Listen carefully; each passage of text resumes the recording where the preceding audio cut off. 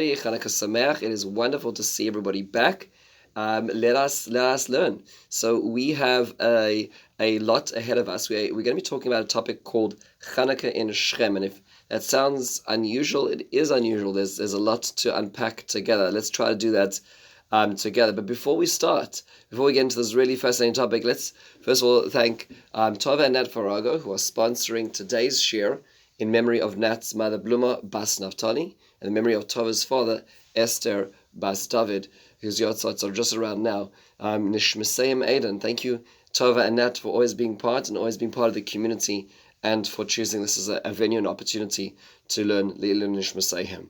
They should get continued nachas from you always. And we also thank Elliot and Marilyn Lauer, who are sponsoring today's shir in the 22nd yortzat of Marilyn's grandmother Stella K. Abraham, Sarah Leah Bas Shmuel. Her name lives on very much in our community, not just because of the school, but most prominently because of the family that she raised and continues to influence, and the children, grandchildren, great-grandchildren, great-great-grandchildren who continue to be a bracha. Be'ezras Hashem, it should be a aliyas neshama for her. Let us learn together, folks. We have a lot of interesting things to learn about today, and I'll tell you the truth is that when it comes to Chanukah, we it's 8 days and there's no Megillah and there's no Masechta in the Gemara. You think, how much could there be to learn? And the truth is that every year it just keeps getting better. And so I'd like to share an idea which I came across this year, where I'd never before seen this idea, and I'd like to develop the idea, set up some comparisons and ideas, and then try to understand some observations about those ideas. So let's start at the very beginning. It starts at the beginning. So it's interesting that there is a discussion in general in the Torah of a notion called Ma'aseh Avos Siman Labanim. What happens to the parents, in fact, is a sign or a precursor to what's going to happen to the children. And we see this in numerous examples. Yaakov and Esav's meeting, and Parshas Vayishlach, and that being a precursor to aspects of the Galus, and all kinds of interesting things. What Avram Avinu does, and what's going to happen to the children of Israel in Mitzrayim. Lots of very interesting ideas. And one of the questions which the Baalei Machshava ask is there a Maaseh Avos Siman Labanim for Chanukah? Is there a biblical precedent, a story which best exemplifies many of the Chanukah events? And you think to yourselves, well, Chanukah really didn't occur at the times of the Torah. There was no Chanukah by the time that the canon of the Bible was closed. What could we really look for in Chanukah? But it sure turns out there is one very fascinating episode, and it actually goes back to an interesting insight which is yielded in the Megillas Antiochus. My wife just pointed this out to me. I was discussing with this on Friday night, and she said, I remember there's a section in Megillas Antiochus which talks about this.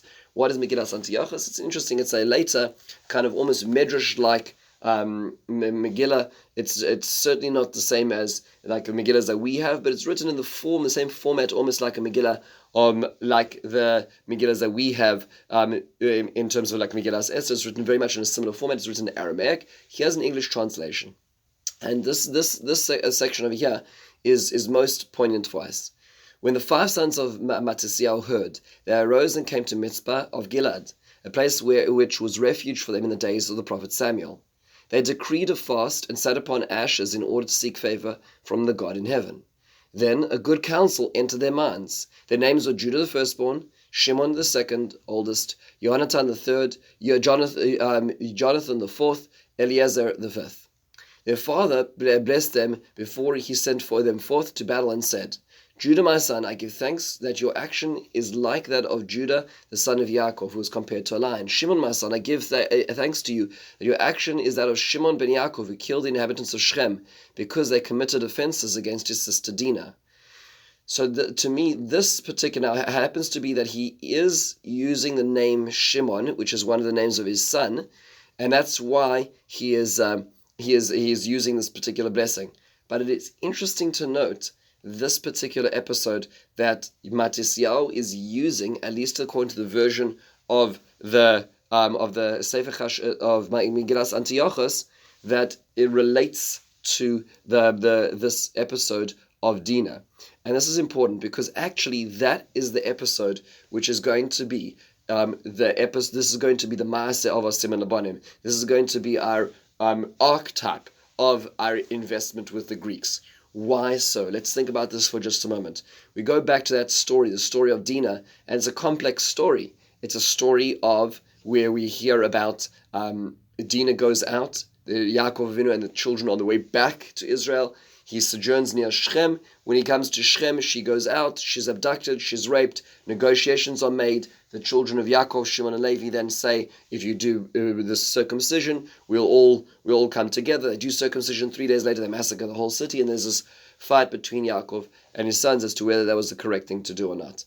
That's the story. So how many comparisons can we see between these two ideas, between these two ideologies, or these stories, and perhaps give us a little bit of perspective? So let's start at the very beginning. Something which I just noticed as well. With the Chasam Sofer, by the way, we'll come back to this Chasam Sofer later on. But the Chasam Sofer says exactly this idea. Perhaps we'll come back to this Chasam Sofer later on in his Joshua and Chanukah. He notices this on many accounts. But this is not new. But it's interesting to me, the first Shechem in the Torah. Shechem is a city. It's not a nation. But the first time we really hear of Shechem in the Torah is actually not as a city. Here's the pasuk as describes.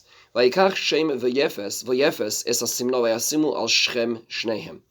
time the word Shechem is actually mentioned in the Torah, it's describing the actions, the joint actions between Yefes and Shem.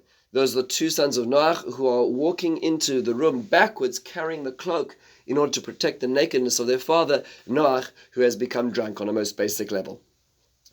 What is fascinating to me is that this joint action is the joint action between the Semites, the Shem, that's us, that's our patriarch, and Yefes, that's the patriarch of the Greeks. There's this joint action between the two, which is to be found in the word Shechem. And perhaps that's part of the argument, what the Torah is setting up over here, is what's about to occur in Shechem, in the city of Shechem, is going to be the question of whether the two of Shem and Yefes can coexist, or whether they cannot coexist. That is going to be the question that is going to be that the Torah is going to explore in this episode. Let's take a look at some of the comparative similarities between these two cases, between these two episodes that occur. The episode of Dinah in those days, and the episode of the Chashmonai, the story of the Chashmonai in later generations. So let's start at the very beginning. The first thing we know is that it starts off with rape. Right, so we know that the pasuk says, "Vayarasa Shechem ben Chamor, hachivi nasi haaretz vayikach oisa vayishkav oisa vayanea." The Shechem, who's the son of the governor over here of the city, or the mayor of the city, takes her and forcibly rapes her. That's what we're told about in Bereshis. Is there such a parallel? Is there such a parallel in the Chanukah story? The truth is absolutely. In fact, the Gemara tells us in Shabbos, Daf Chav Gimel, that Adam Rabbi Yeshua ben Levi, Nashim chayavos b'ner Chanukah, she'af hein hayu ba'os hanes. The reason why women are responsible to light the ner Chanukah as well. Now, when it comes to a married couple, happens to be that the same menorah can count for both. But technically speaking, both men and women are obligated to light menorahs. And that being the case, why is that the case? Rashi tells us, "Hayu ba'os hanes." Why were that in that miracle? Shegazru yavonim al besulos hanasuos liboel tafsar tchila. Now, this heinous law that before any marriage would happen is that the young lady, the bride to be, would have to take a visit to the Greek governor's bedroom before marriage. That would be that was one of the decrees that was extant at the time, which meant to say that women were equally, so to speak, victims of this terrible decree of the Greeks. And similarly, and also not only the victims, but they were the savior as well. What does it mean that they were they were also part of the miracle? So famously, this goes back to a story which there's a medrash which describes this in the Otzar HaMidrashim, which describes the story of Yehudis. Yehudis was this lady who was in. There's many different versions of this. In fact, there's a book of Judith which places the story a little earlier with different characters. But the Yehudis is seen to be the sister of the Maccabees. She was taken in under this Gezerah to that particular general, and she was able to. She gave him cheese products, which made him thirsty. She gave him wine, and after that whole episode, when he was drunk, she removed his head, and that was a great victory for the Jews of the time. So just to put things in perspective, there's perhaps the Afein Yobasanes was that they were saved by a woman, but also that they were also victimized in the same way. This law itself as heinous and disgusting as it is in fact the law which is the parallel to the rape of Dinah, right? It's a certain level of, if you think about it, enculturation. It's a certain level of dominance of a main culture over a subculture, which is being expressed over here. It's interesting, actually, the Rambam in Hilchos Chanukah actually describes this clearly when he describes, this is the first halacha in Hilchos Chanukah, where he describes when the kings of Yavon made gezeros against decrees against Israel, bitlu dasam, and annulled their religion. Do not allow them to perform Torah and commandments. And they extended their hands against the money of the Jews and against their daughters, which means to say that this was part of their assimilation, was also the rape.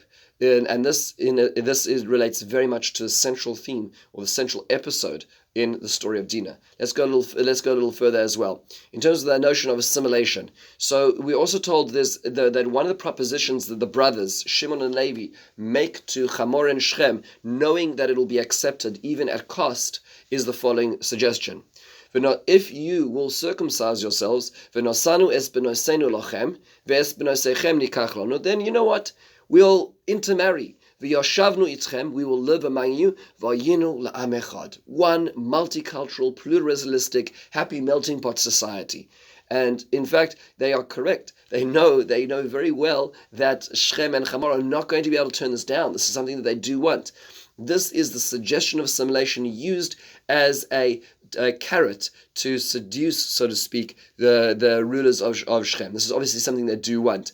Well, is this true? The answer is absolutely. It is true of the Chanukah story. When we read about the Chanukah story, I mean, we're used to the version that these terrible Greeks come along and they make all these decrees. That's not exactly how it was. It wasn't just Jews fighting against Greeks. It was Jews fighting against Jews. Like, just to give you an example, I mean, just how terrible it is. Here's one short excerpt from Josephus about the time preceding this. It's about this time upon the death of Onias, the high priest. They gave the high priesthood to Jesus, his brother, for that son which Onias left for Onias for was yet but an infant, and in his proper place we will inform the reader of the circumstances that befell that child. But this Jesus was the brother of Onias, who was deprived of the high priesthood by the king, who was angry with him, and he gave it to his younger brother, whose name was also Onias. For Simon had 3 sons, to each of them priesthood came, as we have already informed the reader. This Jesus changed his name to Jason, but Onias called him Menelaus. Now, by the way, notice these are all Greek names. This is the Kohen Gadol.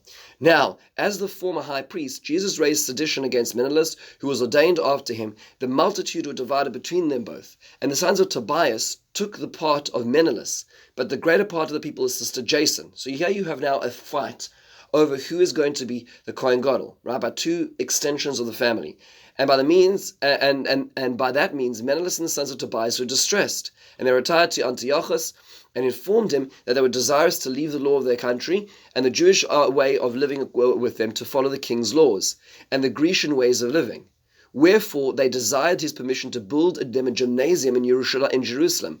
And when he had given them leave, and also hid the circumcision by their genitals, and even when they were naked, they may appear to be Greeks. Accordingly, they left off all the customs that belonged to their own country, and imitated the practices of the other nations. Let's understand what this means.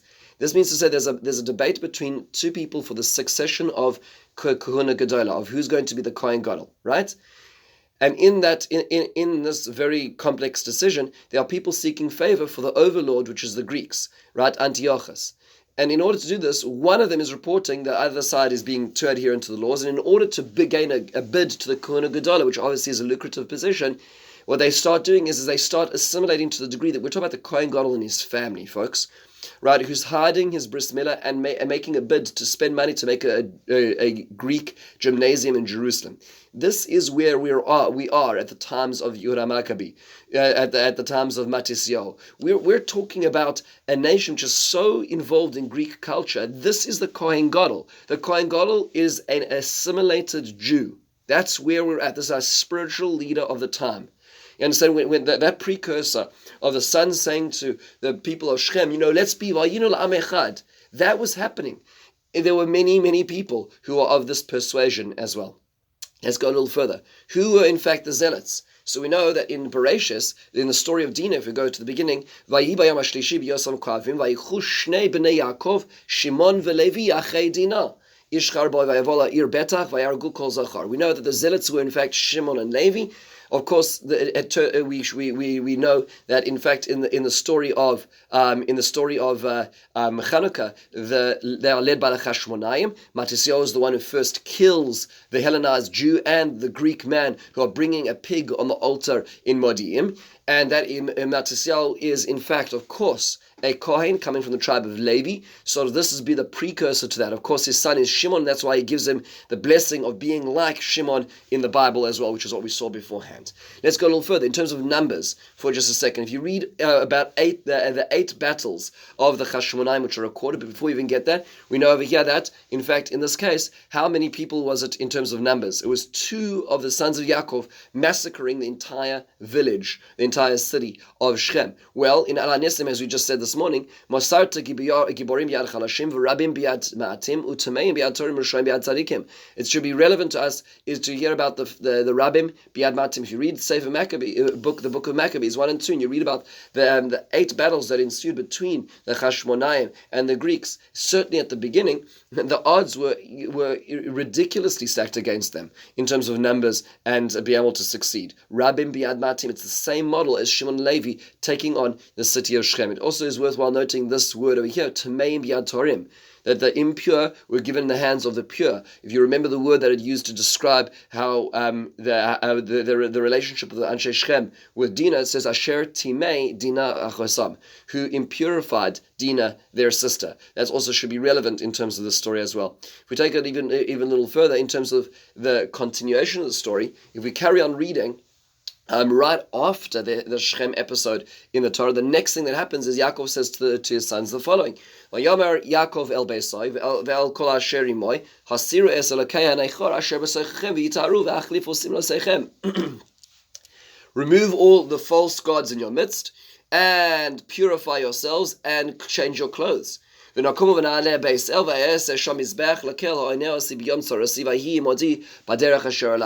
would like to set myself up, and I would like to include to make an altar and to thank Hashem who has been with me and protected me. This is what happens immediately afterwards. Well, this should ring a bell, because if you think about it afterwards, what was the first thing that happened right after in Maccabees 2, after the 4th battle? V'ruach Hashem tzolcha al Yehuda Maccabi v'al anashav v'yelchu v'yilkadu sa'ir aves hamikdash. Upon conquering the temple, they destroyed all the altars and all the gilulim which are set up in the temple precinct. Right? By the way, when it says the goyim, it doesn't mean just the foreigners. It means also the Jews who were supporting them. They make a new altar.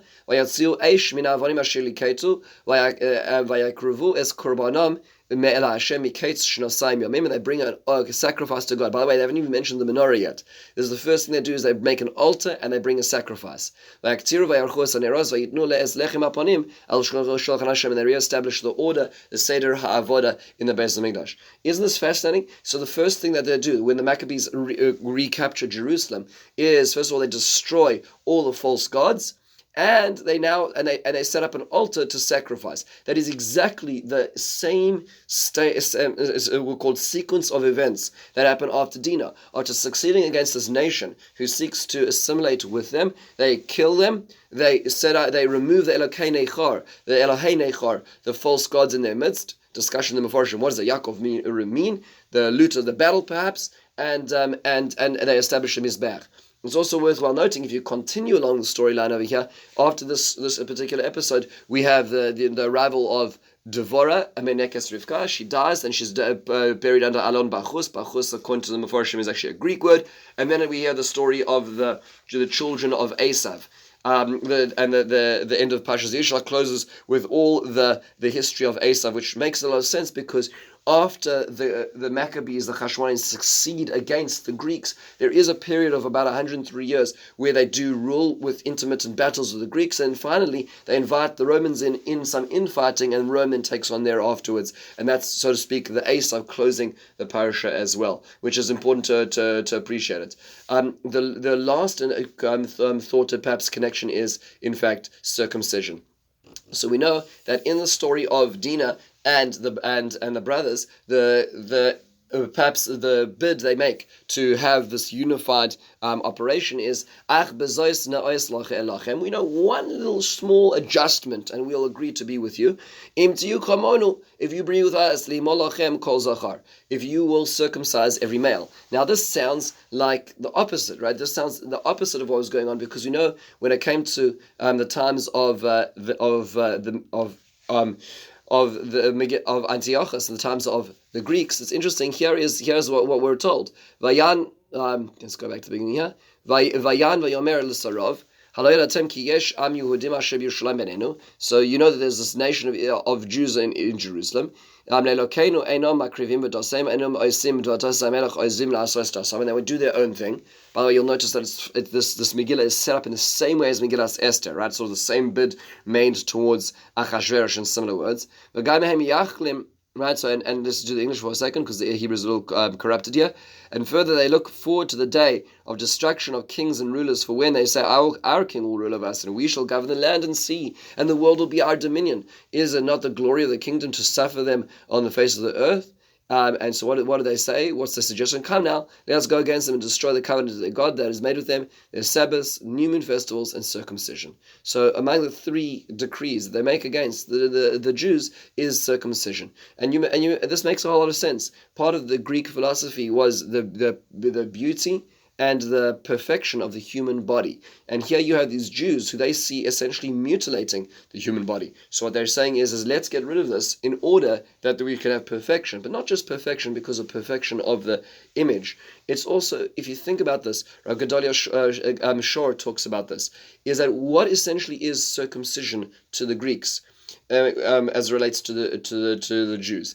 It's not just the perfection of the body, but it's also a factor which separates them. The Greeks believe that everybody should be Greek and Hellenized. Everybody should be adopting their culture. And here you have these Jews who continue to set up barriers between themselves and their Greek overlords. In the same way that they break through the walls of the temple. It refers to a wall in the temple called the Soreg. The Soreg was a wall beyond which non-Jews were not allowed to enter the temple. Were non-Jews allowed to come to the temple? Yes, they were. But they could not go beyond the Soreg. The Greeks felt this was very inappropriate in terms of their multicultural perspective, and they broke it. They made 13 breakages in the Soreg, which separated them from the inner areas of the temple. Same way over here, they viewed circumcision as this wall as well. So they said, let's not have a wall.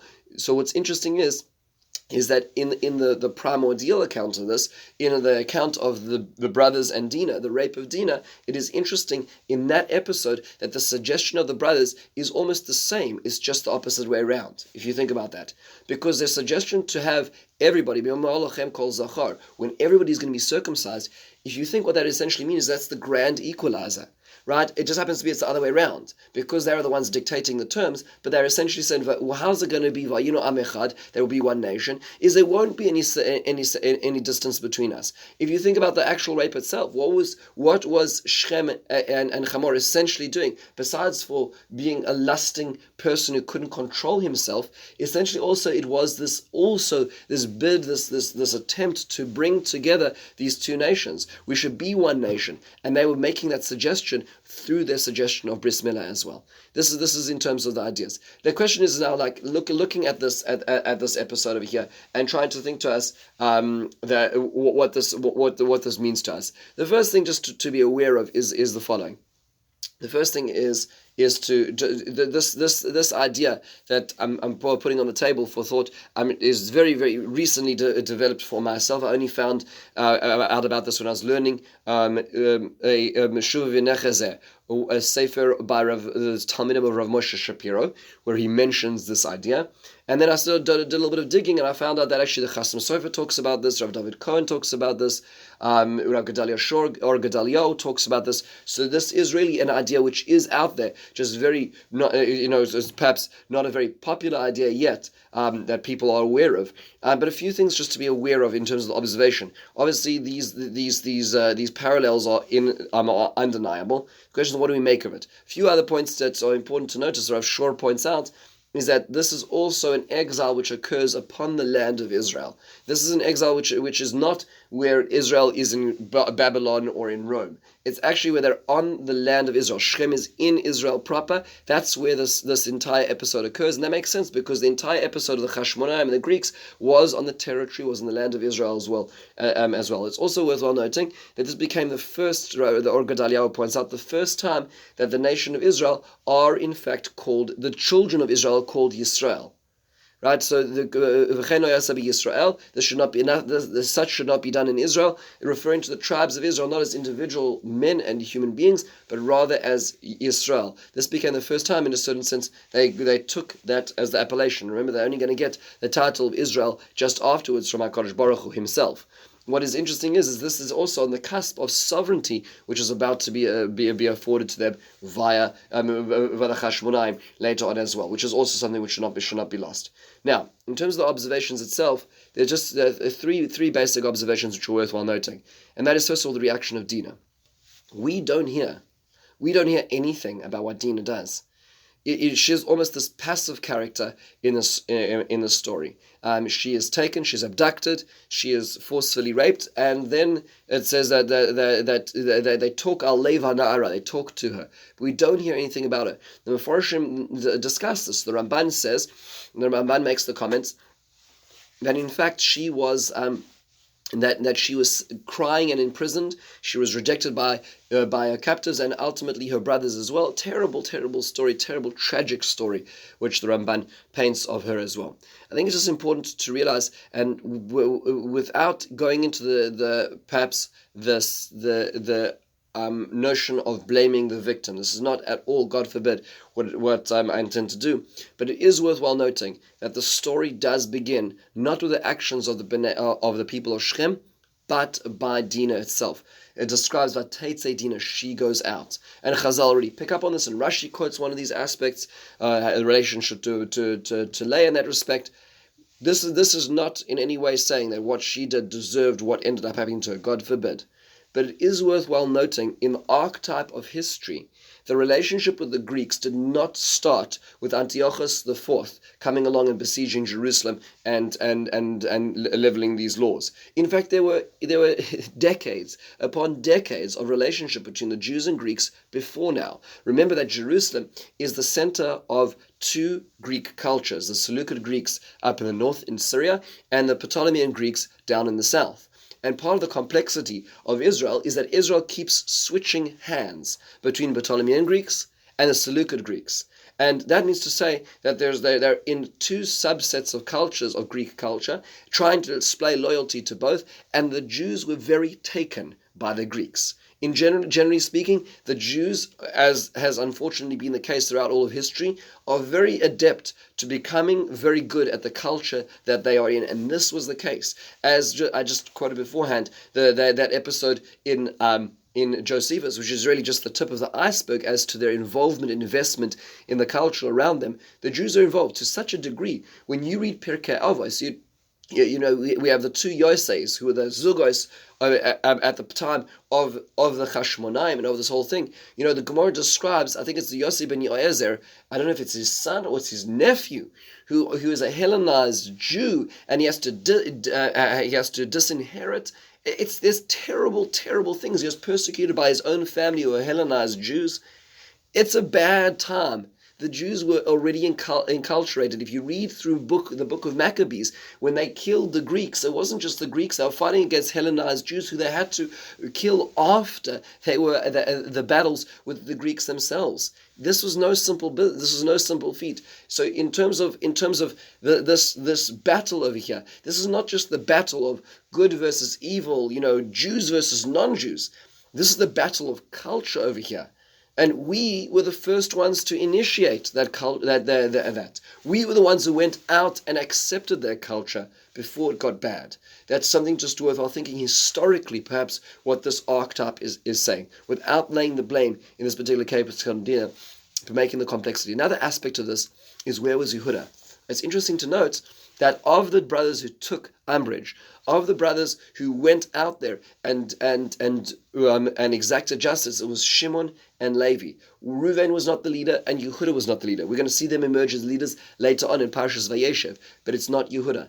And it turns out you need to have a zealot. You need to have somebody who cares so passionately that they're going to do anything to protect the honor and the posterity and the uniqueness of Israel. There's no question.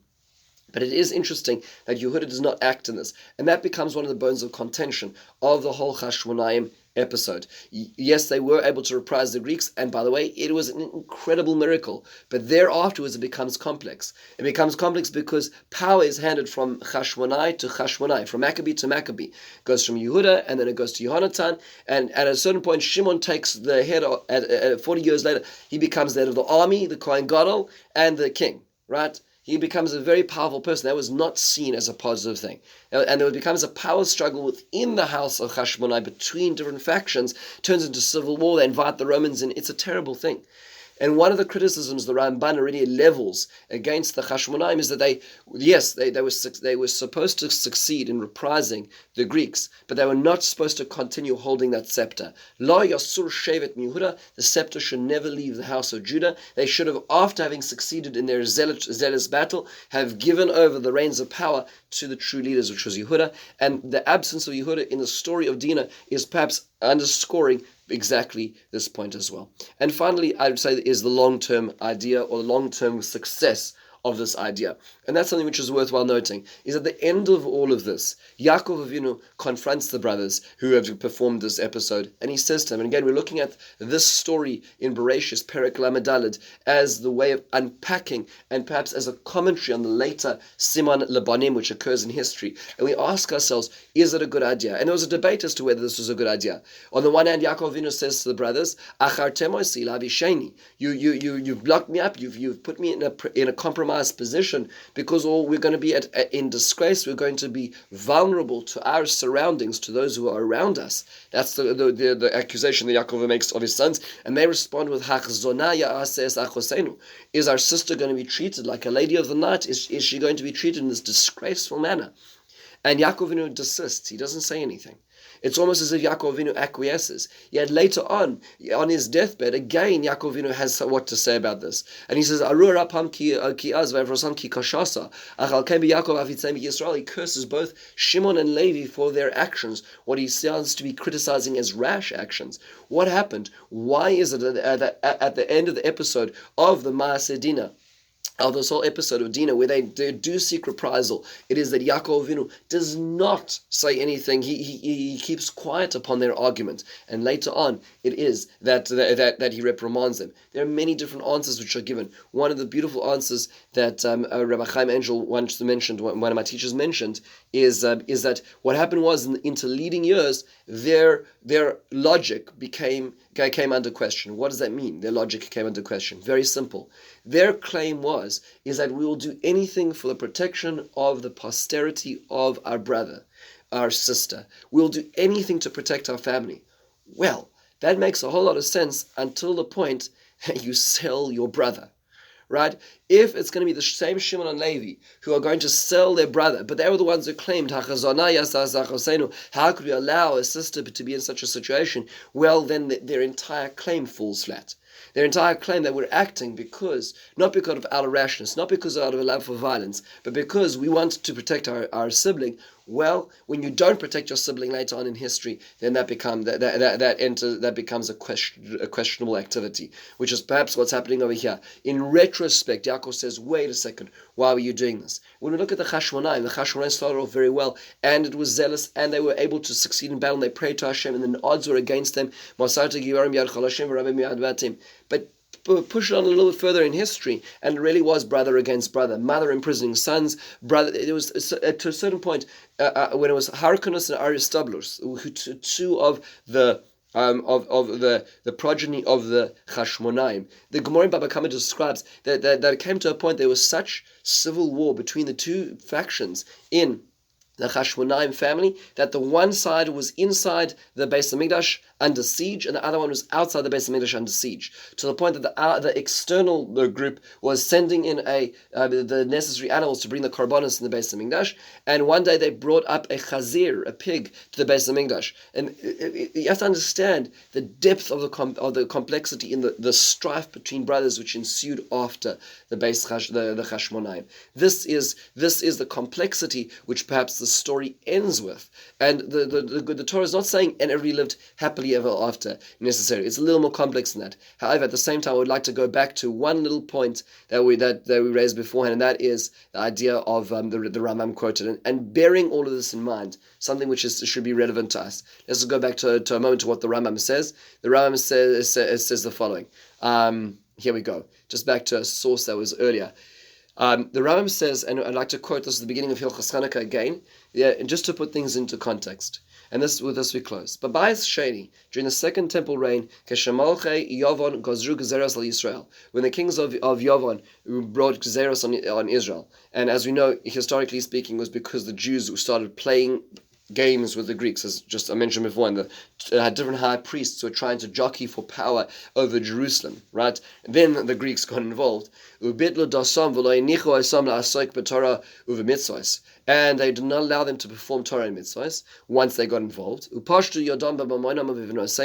And they took the advantage of their assets, and they took advantage of their children, of their daughters. They made holes in the temple. That was the gate, the division wall, but from which divided Jew and non-Jew. And impurified that was just pure. And it became and it made it very difficult for Israel. The house